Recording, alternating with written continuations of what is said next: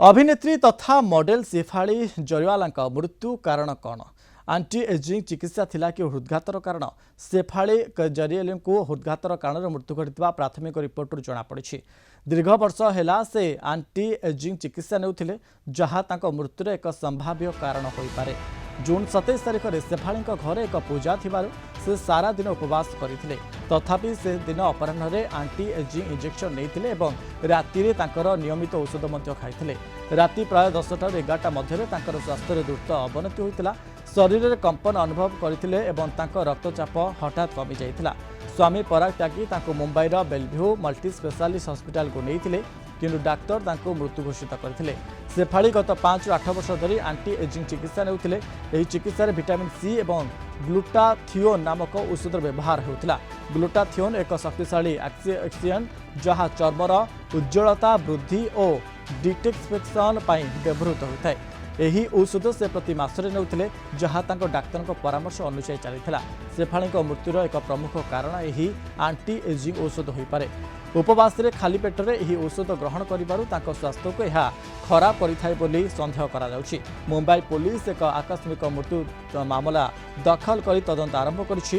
शेफाली घर औषध समेत इंजेक्शन अन्य सामग्री जबत होइछि। तेबे कूपर हॉस्पिटल पोस्टमार्टम रिपोर्ट आसवा परे मृत्युर कारण स्पष्ट हेबो। ए संपर्क में अधिक आलोचना करबा स्वास्थ्य विशेषज्ञ डाक्टर हरीश चौधरी आम सहित जोड़ी। डाक्टर चौधरी आपको स्वागत करुच्ची कलिंग टीवी को। जो भाव में ये अभिनेत्री मृत्यु घटी कहुच्छी आंटी एजिंग चिकित्सा घटी सूचना मिली मृत्यु सहित ये एंटी एजिंग औषधर कौन संपर्क अच्छी न अच्छी तो पोस्टमार्टम पर जना पड़ बर्तमान कहवा संभव नुह। एक सत जेकोसी औषध हो एंटी एजिंग औषध हो कि से साधारण औषध हो अति सेवन कले जेकोसी औषध बारंबार सेवन कले आवश्यक न थाई सेवन कले मनीष शरीर में तार पार्श्व प्रतिक्रिया देखा जाए। एवं साधारणतः धारणा थाए जे विटामिन एंटीऑक्सीडेंट आम जिते खाइबा आम शरीर से भल रोग प्रति बढ़ किंतु अधिका सेवन करने द्वारा ताहा शरीर पर हानिकारक पारे।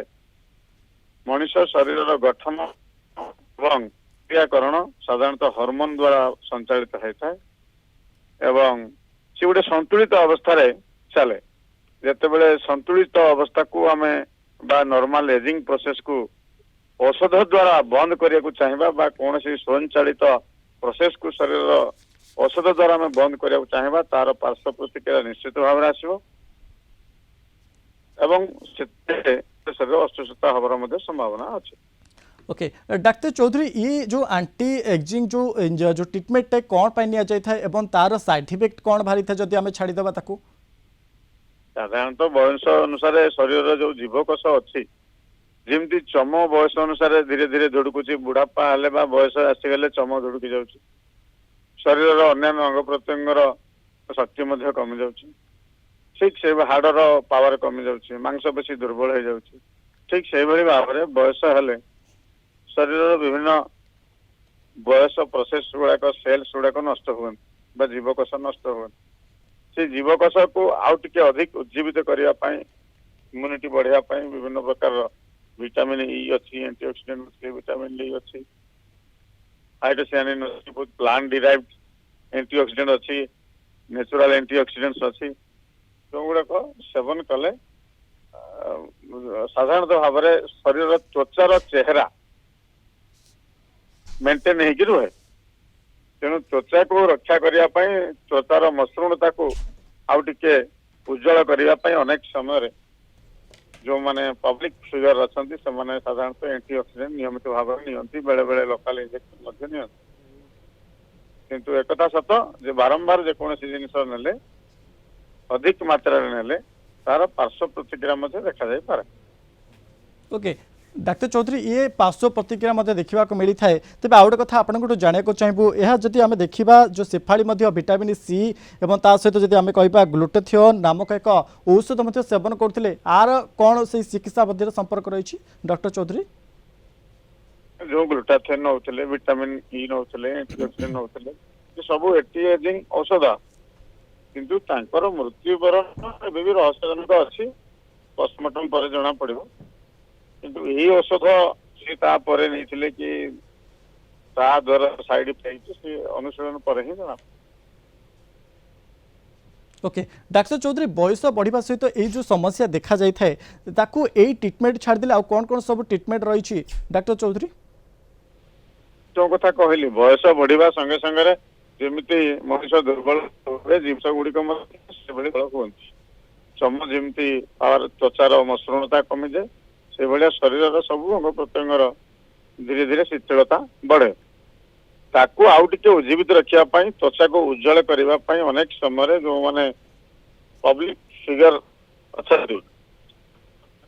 सौंदर्य एवं त्वचार मसृणता को रक्षा करने से साधारणतः भाव में विटामिन ई हूँ विभिन्न प्लांट डिराइव्ड फाइटोसायानिन अच्छी जो गुड़ा कि विटामिन रूप में काम दिए शरीर ऑक्सीडेटिव स्ट्रेस को कमिया सहायक कहुए जमती एनिसिन है ग्लूटाथियन एवं विटामिन मल्टीविटामिन विटामिन अच्छी। ओके निहत भाव में अनेक धन्यवाद आम सहित अधिक आलोचना करते स्वास्थ्य विशेषज्ञ डाक्तर हरीश चंद्र चौधरी ए संपर्क में।